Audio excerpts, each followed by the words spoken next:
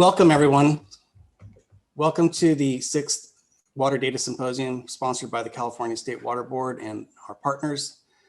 We're going to have a really exciting 2 days ahead.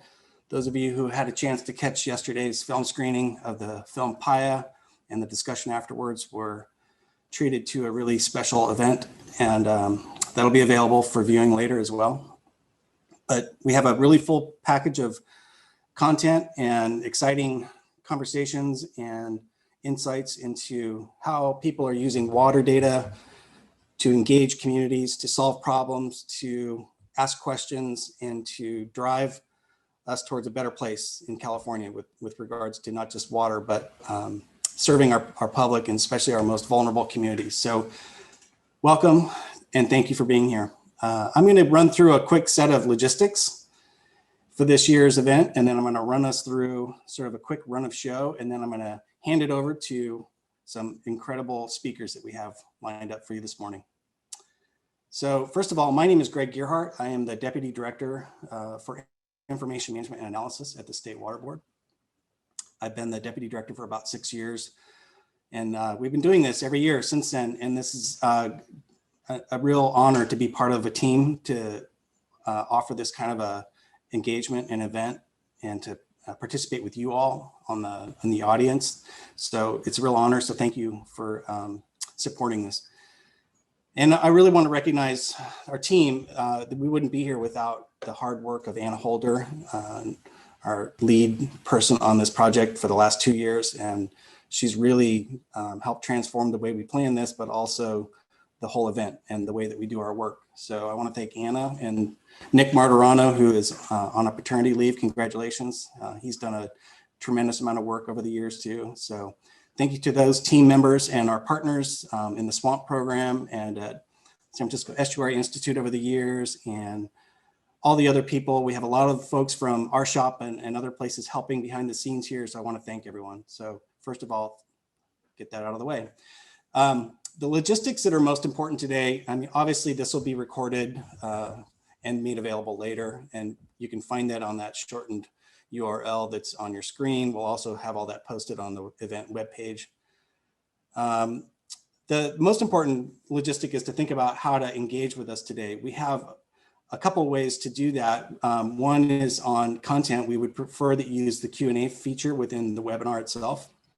This is a Zoom webinar. So the way it's set up is that those of you who are in the attendees are only able to engage through Q&A. We also ask that if there are technical questions that you try to direct those to the email address on the bottom of the screen. So that's Anna, ANNA.Holder, HOLDER @waterboards.ca.gov. So, and the final thing I'll say, and this isn't on the list, is that if you go to our event homepage, you'll see that there are 4 different ways to register for parts, and 2 of those are kind of done. Yesterday's film screening, you can't register it for anymore, and today's event is happening. But if you, for some reason, don't think you registered or thought you registered for the whole event by clicking once, you have to actually register for tomorrow's event. And then there's a workshop at the end of tomorrow's event that is also a separate registration. That's for us to kind of control the Zoom event planning processes and to ensure security on our events. So it's a little bit wonky, I get it, but it's also not that hard. So if you think you need to check and make sure you're registered, go to our event homepage, and there's some extra events coming up. Tomorrow's session is a separate event, and then the workshop. All right, next slide, please. So I'm going to walk us a little bit through the agenda, and then I'm going to hand it over. So first and foremost, in your upper right corner of your screen, you'll see this year's charismatic microfauna, and we chose brine shrimp, which also could be substituted as a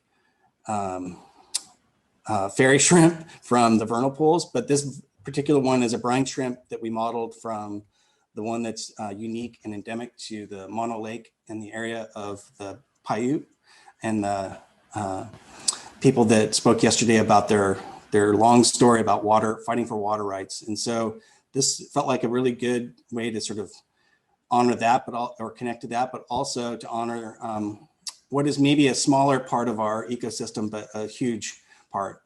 Migratory birds rely on these, as well as they have sustained humans over the years too, and they're just resilient. They manage to make it regardless of what the water level is, the salinity level is, and so here's to them. And so those logos are now available on some stickers and magnets, and we'll try to find a way to make those available to people who want them in a way that isn't climate negative.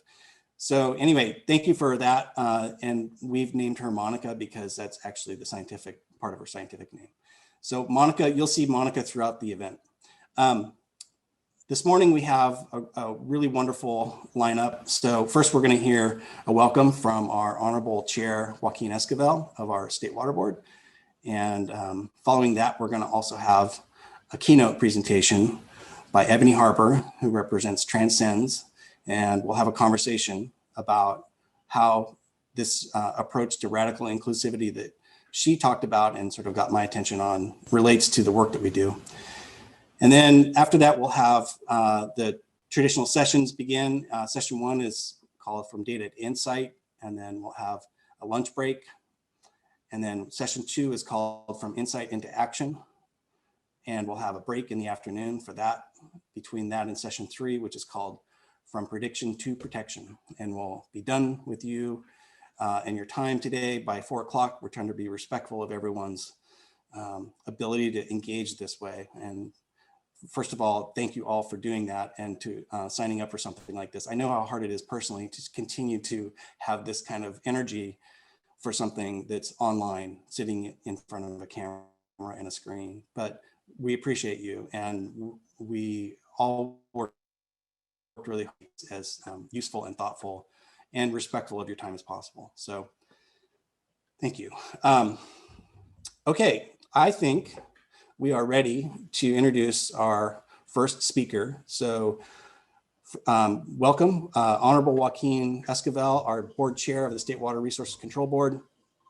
Joaquin has been a true champion of supporting not only this event, but the work that we do throughout the organization to improve the way that we use data and information to do our job. That's not just operationally, that's he supported and led us on really making transformations and continuously trying and iterating to improve that that use of data and information at every level, all the way up to above even the board level, you know, in our statutes, in our public processes that are outside of even the board. Our data and the data that we collect and that we talk about and that we use is absolutely belonging to the public trust in terms of the process and our ability to serve them. So it's with great honor that I welcome Honorable Joaquin Esquivel to give some remarks about his perspective on everything. So thank you, Joaquin, for being here, and I'll hand it to you. Thank you, Greg, and that's very kind of you to call me honorable here. Really, truly, the honor is my own to be able to serve on the board at a time when we're needing to just get better, more transparent, and invite the public and everyone into our decision making. My embrace of open data, of transparency at the board, is because very fundamentally we have a principle here that we have to show our homework. We have to, as decision makers, both the 5 of us at the State Water Board level, but the 9 of us, if fully appointed regional board members as well. The water boards writ large is an incredible institution, and I'm just fortunate to do whatever I can to serve my time here. And so I appreciate the honorific, but truly just Joaquin. And I just want to echo Greg's thanks to all of you for really attending today, for putting in what is going to be a lot of long hours here today and a lot of tightly packed panels, but there's a lot to cover. And there's a lot of incredible work that's going on in our state that we have a lot to be proud of. Before I get too deep here into my brief comments, because I really want to actually get to Ebony Harper's presentation and keynote here, I just want to acknowledge that wherever you're at here in the state, and even if you're not within the borders of California here and you're attending this open water data science symposium, we are on indigenous tribal land that, although the last 200 years have created incredible change in these watersheds and landscapes that we're all living in and part of, we have a history that stretches out millennia. as humanity here. But importantly, it is our indigenous and tribal nations here in California, both federally recognized and otherwise, that we need to be mindful of. I'm often reminded, I think in my work, certainly, that we're inheritors of incredible systems here. Water systems that have created an incredible wealth, the fifth largest economy we'll often talk about, but also supporting 40 million of us nearly here in the state.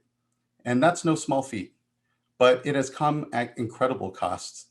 And we are here all inheritors of a history, a mixed history, a violent one, in fact, when you look at the treatment of indigenous people here in the state of California and throughout our nation.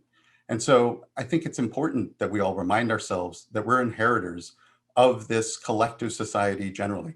And that includes when it comes to our challenges around race, and acknowledge that we're not too far from a history that doesn't live up to the ideals that we all as Californians, I think, hold very strong to.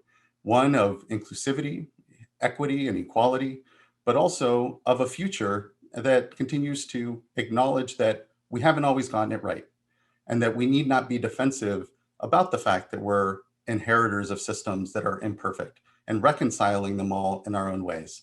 So when we look at open data, when we look at transparency in government, it has very important implications to the way we all view our most pressing challenges. And climate change is an incredible thing that we're all overcoming, that data and science are showing us new ways of viewing our systems.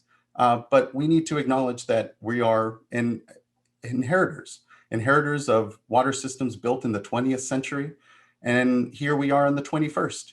And so we all have an opportunity to think of and remember that we're creating these systems for the future as much as we have been here inheritors. And it requires us to take a step back, to understand what has our greater scientific understanding of our watersheds brought us insofar as new options, new tools, and new ways of thinking of the challenges that we face in our water systems, which, you know, when I think of the million Californians without access to clean and safe water, when I think of the disparities that are traced and can be identified, having connections to race and to the way we view race in our society, you know, I'm heartened. I will say, for all the challenges that we certainly have in our water systems, we have opportunities and ways of looking at them differently and incorporating this scientific understanding that we didn't have the benefit of when we built out so much of our water systems in the 20th and 19th centuries. We have an opportunity. We have an opportunity to, here amongst ourselves, continue to create the communities, and importantly, the society writ large, the economies, the water systems that we depend upon in a way that is inclusive, that is mindful of a past that didn't always live up to these ideals that we hold very strongly to as Californians, and that reflect themselves in the way we manage our water, the way we have discussions around water, and acknowledge that that water was managed for thousands of years prior to the systems that we have in place now. And if we're going to allow them the opportunity here collectively, us, our water systems, and the economies and societies we've built upon them to thrive for, you know, another 1,000 years or even the next 100, we're going to have to continue to make sure we're having the conversations that acknowledge, again, a past that didn't live up to those ideals, but importantly, the opportunity to build one that does. And that's what data, that's what transparency to decision-making and an embrace of the 21st century, its tools, its technologies, and its opportunities is what we have. So I just thank you all and acknowledge that it has been a very difficult year. This symposium itself, first in person and then now fully digital, and look forward to next year being a bit of a hybrid, being able to come together as community to discuss, to share ideas, to be open to what is the unfolding scientific understanding that we have about our watersheds. And importantly, how best to incorporate those understandings into our decision-making in ways that are meaningful and that ultimately continue to build the sort of resiliency that the fairy shrimp demonstrates, that are the brine shrimp and our smallest macroinvertebrates that are the underpinnings of so much of our ecosystems. And those are, these understandings of how ecosystems function, the diversity that needs to exist within them for the complex interdependencies that we all are part of, not just, the fish, not just the smaller animals, but, we too are here interconnected to these ecological systems. Often reminded that economy and ecology both share a root word here. I was an English major, so I bring sometimes a love of word and narrative, but important here, they share a Greek root in the word home. One word is the description of that home, the actual home, and one is a description of its running, and one is subsumed by the other. And ultimately, the point there is that it is our economies that are dependent upon our ecologies and are limited by the ecologies that they're based off of, and not the other way around. And so just thank you all again for your time and attention here today. The great breadth of the panels that we have, the many partners within the state here around data, around water data science, and its ever increasing scope and opportunity to do better, to be better decision makers. And that's not just for the board here. That is what collectively we have here in the state, because the most important decisions are actually made at a local level by local managers of local projects and local resources. And so just again, appreciate your time today. Appreciate your willingness to engage with us here, and really just excited to hear Ebony Harper's keynote here and actually learn myself, because I certainly don't have all the answers, but here collectively, maybe we can start getting to some of them. So thanks. And thank you, Greg, and all the incredible staff, Anna Holder particularly as well, for just, I know all the work that goes into making today function and work, but to create this incredible space to share, to learn, and to be energized by these opportunities we have to have a 21st century government, have a 21st century approach to some really big challenges. And this drought, the heat wave that is particularly impacting our neighbors here to the north, as Portland has higher temperatures than Vegas, and the climate crisis continues to show itself to us, there's no shortage of opportunities for us to be coming together to be better decision makers, both in the face of this climate crisis and the racial equity crisis we find as well, where we're having a difficulty sometimes as a society acknowledging, coming together, and understanding how we can all continue to create 21st century communities. So with 21st century ideals. So thanks again. Thanks, Greg. Thanks everyone here, and look forward to being able to stick around at least for, I think, the next hour to make sure I'm listening and learning as much as I can. And we'll drop in at various points here during the day. Thanks, everyone. Thank you so much, Joaquin. And of course, as you know, you're welcome to stick around and have some chat with me after the first part of Ebony's presentation. So thank you very much. That's wonderful words of wisdom and advice and support and inspiration. It really reflects, I think, not only your passion and leadership for this, but the spirit of this event, expanding what water data really means and understanding how important it is to sort of like the lifeblood of decision-making and livelihood and interests and stake and everything that we care about at the Water Board. So it is now with great honor that I'm ready to transition and introduce our keynote speaker. Ebony Harper is the director of TRANScends, California TRANScends. We've had a great time preparing for this and chatting. Just anecdotally, I was listening to local public radio and heard an interview and heard Ebony talk about the intersectionality of the work that she's doing with the communities that are also most vulnerable in many ways, including a lens of racial equity, a lens of climate change, and this idea of all of us are in it together, and literally we have to lift each other up for all of us to succeed. And so I was inspired by that, and I just went on an instinct to reach out, and it has turned into this really great conversation that we've had prior to today, but we saved, I think, the best for having this conversation with you. So first, let me introduce Ebony Harper and ask her if she can give a quick presentation about her story and her organization and what they do. Ebony, welcome.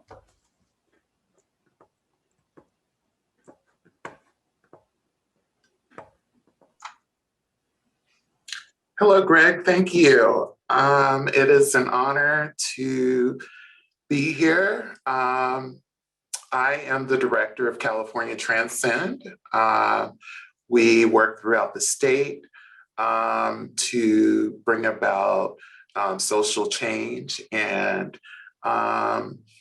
also help with trans disparities throughout the state. Our focus right now is the Central Valley and rural communities, and to help them get proper health care and to change minds and help them to understand that we're people just like you. And so that's what I do. But like Greg said, I don't only work with the trans community. I'm a human and I'm a part of this human race.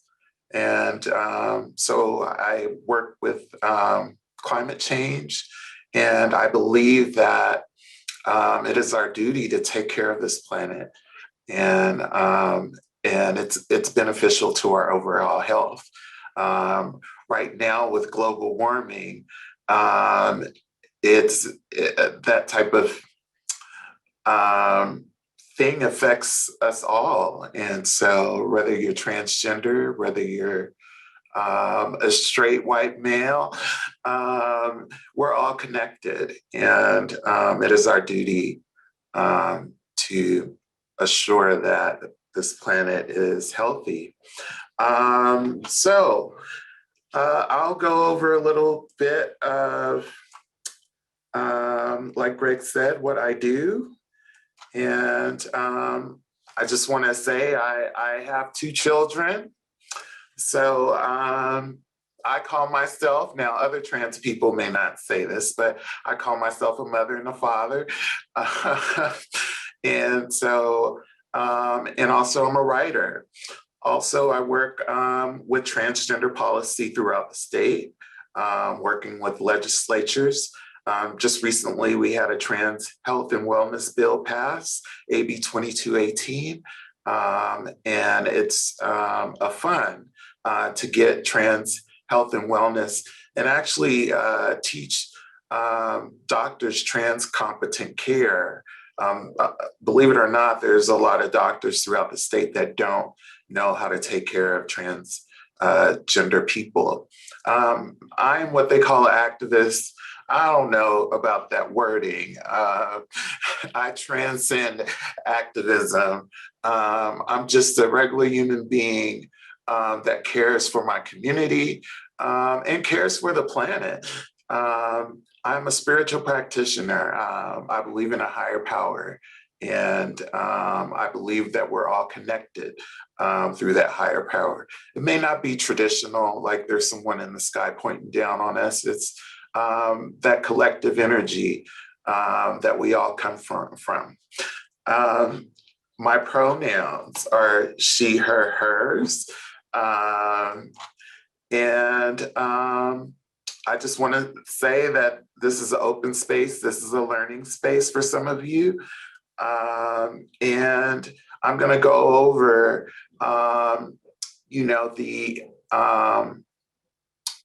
the ancient history of trans folks up into political movements today. And also I'm going to go over how that connects to water and water supply and our disparities, particularly in Black communities and poor Black communities, and how that coincides with transgender people who are often living on the margins of the margins, not only marginalized, but even rejected by marginalized folks. So they live on the outskirts of society, and therefore they're exposed to certain environments that are not healthy. So we're going to go over those things.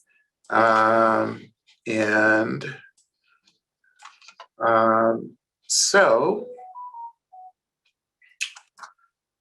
I just want to go over pronouns and how people self-identify.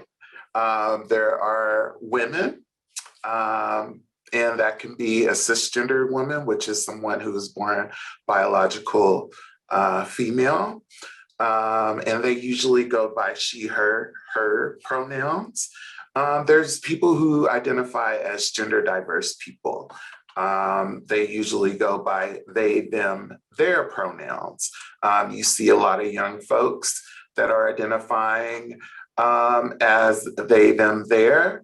And then there's man identified people. Those are usually cisgendered men who are born as the gender they identify as, and you have trans masculine folks.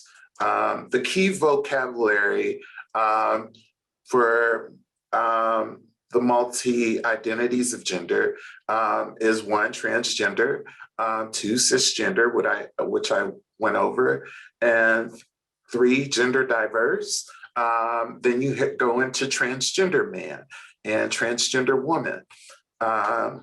And so that leads into the historical context of transgender people. Some of you are like, where is all this transgender stuff coming from? You know, but we've been here since the beginning, and we were associated with some type of spiritual leader. People would come to us, tribes would come to us for direction and for healing, and sometimes protection, spiritual protection. We were revered as someone who walks in between two worlds. So we were assumed that we were more connected to God because, or a higher power, because we had both male and female energies within us. So in South Asia, specifically Indonesia, today, you had trans folks, was just like I said, spiritual leaders. They were often shamans who were commissioned to perform all sorts of tasks from the local community, such as helping those empowered to make important decisions, like I said, on topics such as marriage, alliance, crop harvest, and debt settlement. In the Philippines, trans women could live in a Filipino society dressing in feminine garb.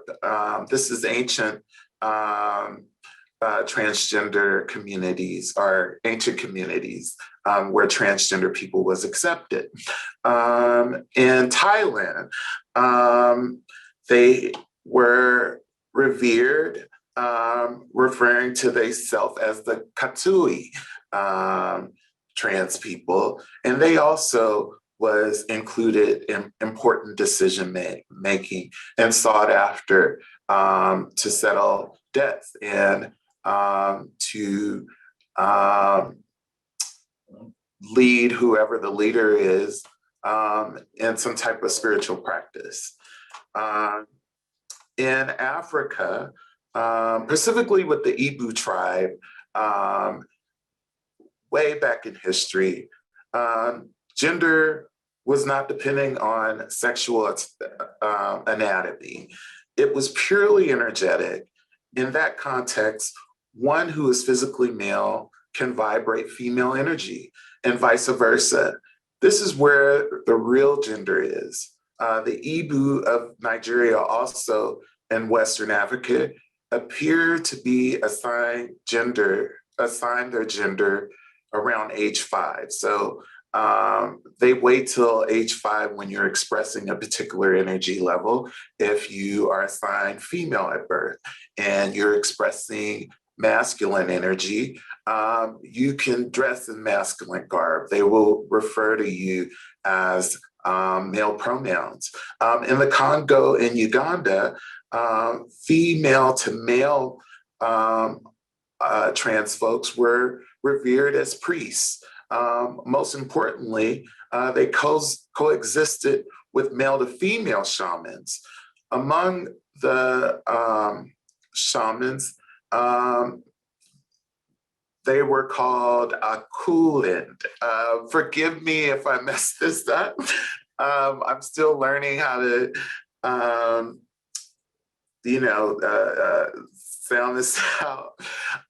In the Zulu tribe in Africa, they initiated transgender shaman, calling them Istilgnaba.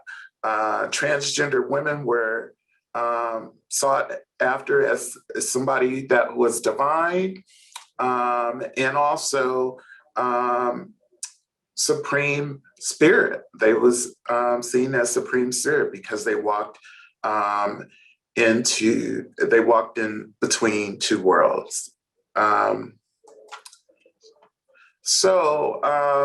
When these countries were starting to get colonized and Christianity was brought over, people dressing in the opposite sex garb was seen as deviant, as something unnatural. And so there started to become laws, particularly around the 1860s. We start seeing buggery laws, which are laws against homosexuality, and a man can't dress as the woman, or a woman can't dress as the man, and those type of things. I myself, I identify as a Christian. So that's a personal disclosure. And so we're not a monolith, the trans community. We identify in different ways. And anyway, so worldwide, we saw laws being set up against LGBT people. And so that leads into slavery and redefining and dehumanizing our spiritual practices as Black people, and just dehumanizing us, period. And dehumanizing other cultures and calling them savages, and all these dehumanizing things. And so around early 1900s, or I think 1940s in India, a lot of transgender people kind of was coming against the Indian government and saying this is wrong, these buggery laws are wrong. And so they started to walk back those laws, and we started seeing what was forming as the LGBT movement, particularly in the 1960s. We heard of Stonewall, but there was a cafeteria riots. There were up to 3 to, I think 5 kind of rebellions that was happening throughout the country that's not talked about. But Stonewall was a significant one because they fought back with the police for 3 days. And So Marsha P. Johnson was a significant leader. I have her back here in the Stonewall Rebellion, and she is known as one of the people that, threw a brick at the police in New York. The LGBT community back then had to operate on what we call the DL, the down low. They couldn't love each other in public, so they had these private bars where they would congregate. And these bars were often raided, and a lot of the men were married or somebody who had higher up recognition in society. And so when they were caught in these bars, and sometimes people would snitch out the person just to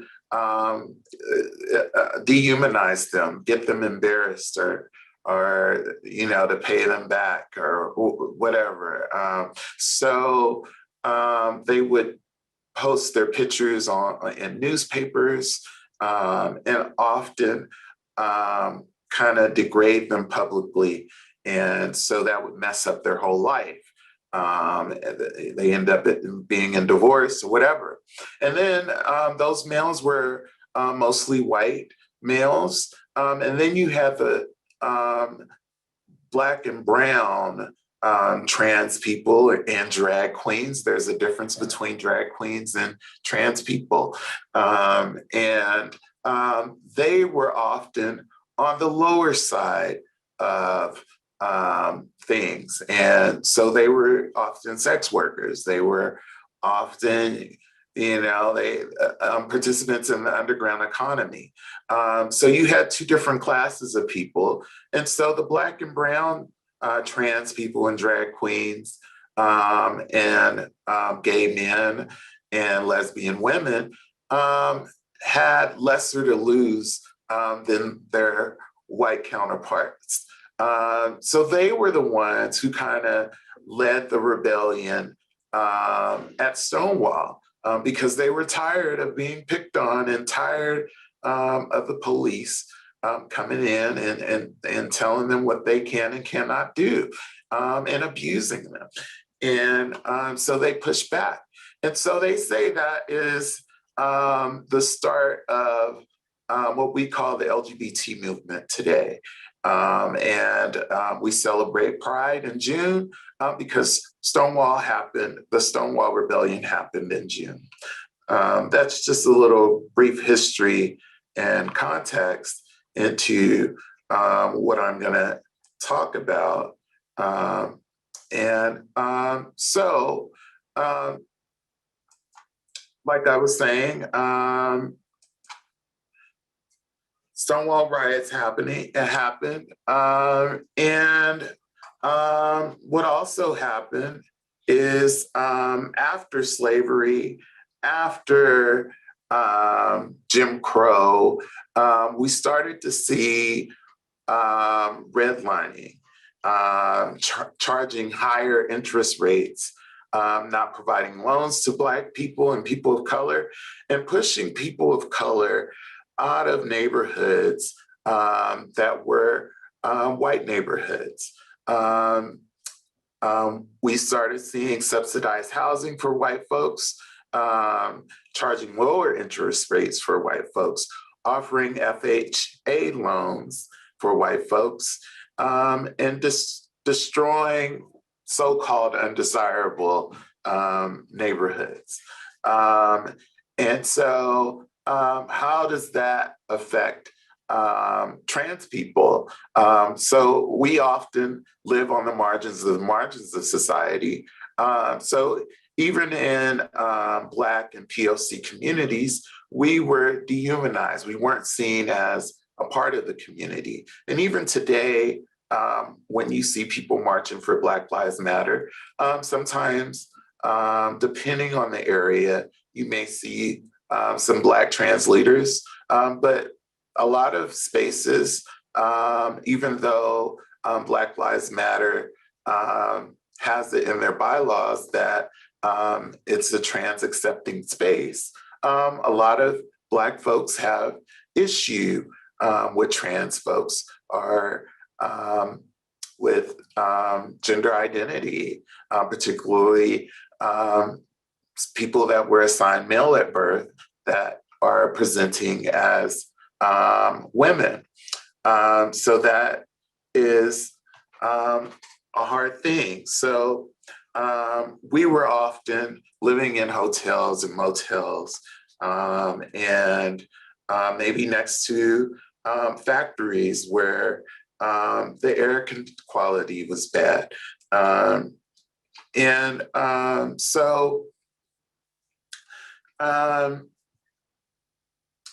You see a lot of poverty in our community. You see a lot of health disparities, food disparities, in and out of jails and institutions. Before I became this person, it was a hard road. But what we saw with Obamacare is kind of a shift in the trans community, particularly people of my age group that came out in the 90s, were affected by Obamacare because they were inclusive of transgender care. So we didn't have to go to Mexico. That was most of us to get cheap hormones and often get liver damage or things like that. And so that explicit inclusion in healthcare kind of shifted things for our community. And so you started seeing doctors giving us care. And since the government explicitly was inclusive to us, other environments started being explicitly inclusive to our experience and saying, okay, you're not just some freak, you're a human just like me. And so we want to know if, we don't care if you're trans, we just want to know if you can do this work. And so you started to see us getting jobs after Obamacare. You also saw us represented in media, mainstream media, with Orange is the New Black. Laverne Cox kind of was a trailblazer, kind of being the first open Black trans person in a Netflix show. You saw Janet Mock with her book and representation. And now you see Pose and you see all this programming that's kind of telling our stories. And you're also seeing people from my age group that went from being drug addicts, sex workers, things that people on the fringe of society do to survive. You saw that shift in them, and they are now becoming doctors and social workers. So just a small thing like inclusion and healthcare can shift communities tremendously. And so we still have a lot of work to do throughout the South. And right now we're seeing a lot of anti-trans legislation geared towards children that may want to get on hormone blockers. So we believe, my belief is that it's their choice, it's their parents and their choice together. If they want to do that, the government should not be involved in their choice. And also, once you get off of hormone blockers, your hormones begin to act as normal. So, you know, anyway, So that also, I know most of you are like, what does being trans have to do with water? And what does all this have to do with water data? And I just want to say, like Greg said, my platform, as you would say, is about the connections of all human beings. And so when you see disparities in Black communities, when you see disparities in Brown communities, when you see disparities in poor white communities, oftentimes those disparities affect the people that are on the margins of the margins of that community. Even worse, because you also have social classes in poor communities, and trans people and often LGBT people fall on the back end of that. Specifically trans people, because trans people can also be rejected by lesbian and gay people, oftentimes seen as freaks by them as well. So they may be rejected from people within our own community. And I know some of you are like, wow, that's weird, but it does happen. And so we're often living by polluted places where the pollution goes into the ground and it affects our drinking water, particularly Two-Spirit trans folks living on reservations with oil running under the ground to pump oil through I don't know, a next destination. Sorry. So I guess in closing, I want to say, leave you on a good note, that we're seeing a tipping point in trans people in politics, and we're starting to see a restoration of trans folks being seen as people to go to as advisors. Particularly in Minnesota, we have Ms. Jenkins, who is one of the first Black trans elected officials. You may have seen her during the George Floyd unrest, and she was talking about racism being a public health issue on CNN and all over the media. So we're seeing all this progress, and we're seeing trans people being elected to judicial positions. And so we're also seeing trans people getting involved in climate change, because we see the intersections of climate change and how our communities are affected, and that we're all connected. So climate change and environmental issues affect us all, regardless of you being trans or having all these labels that we put on people, that we are all human when you strip down everything. And any environmental issue that affects a human being because of class is affecting all identities within that community. And we are an identity that exists, whether you agree with it or not.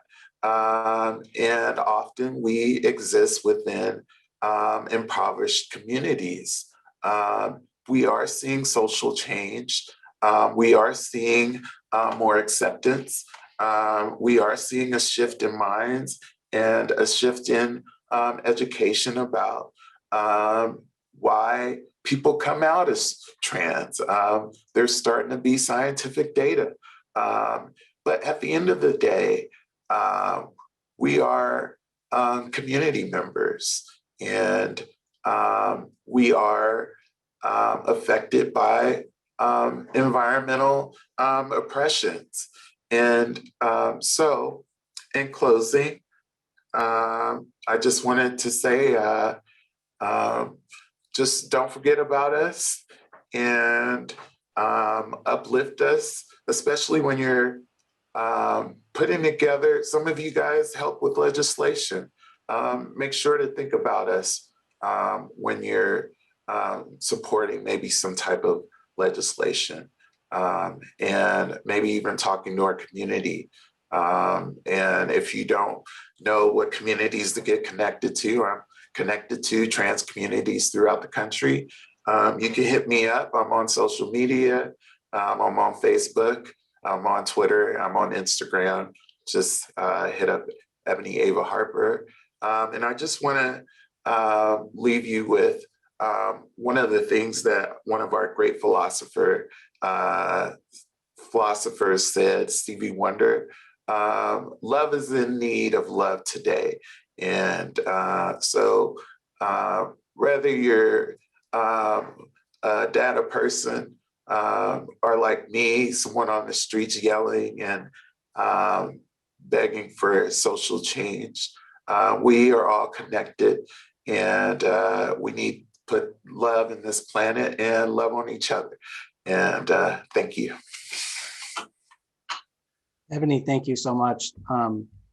Very inspiring. You can leave your camera on. We're going to chat a couple minutes if you're okay with that. Yes, I'm okay. I'm moved in particular by the message and the view that I get when you describe the path of transgenders in general, but also just your own path. But that view of being vulnerable and being part of the same systems that everyone else has to sort of, also rely on, and it is disparately served to people. With there's a big spectrum of disparate injustices and inequities, but it really is most helpful for me to sort of see how that view is related to your story. And so thank you for that. But I also really want to ask if you could. I was inspired by the idea of radical inclusivity, because that's really where we have to go societal to make the changes that you're talking about. Incremental little changes here and there are great, but really radical inclusivity, it just grabbed me, and it made me feel the importance of leaning into this idea. So can you define what you mean? Because it was your term that I kind of borrowed, and I don't want to do that honorably, but can you just describe what you mean by radical inclusivity?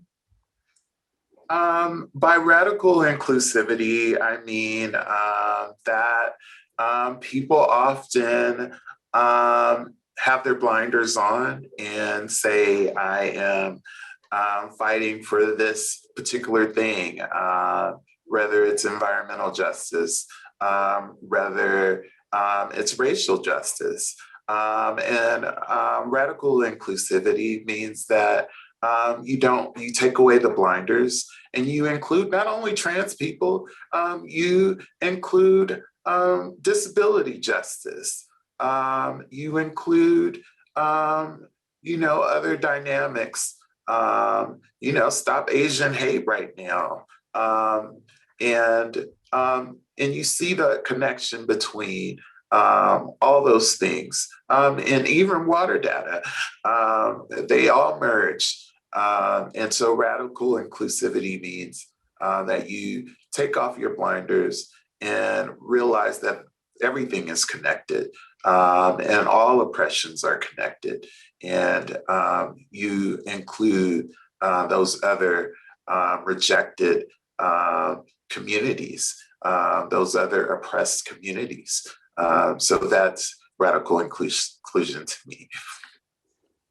That's awesome. I'm happy that I kind of felt like I got it right, because it really is. It's been a interesting path that I've been on the last couple of years of working on racial equity at the water boards, but it's really understanding that lens and sort of like looking at the world from someone else's eyes, and especially someone in the community who is seeing disparate services and what have you.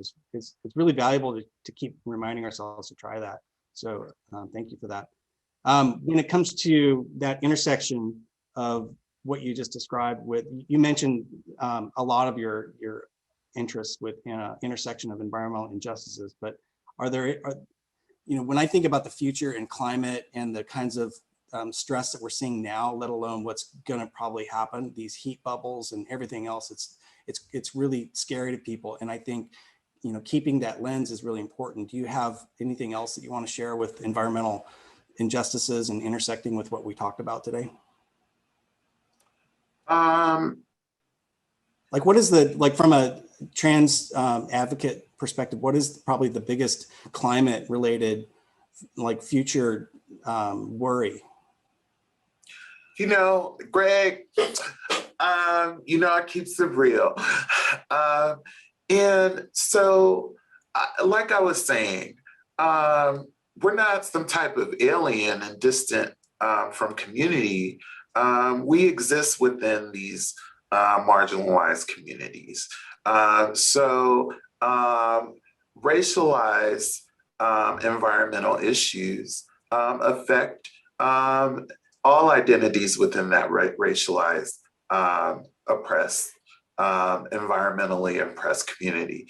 And so it transcends being trans, having a disability, all those things. And it's just about the oppression in that community.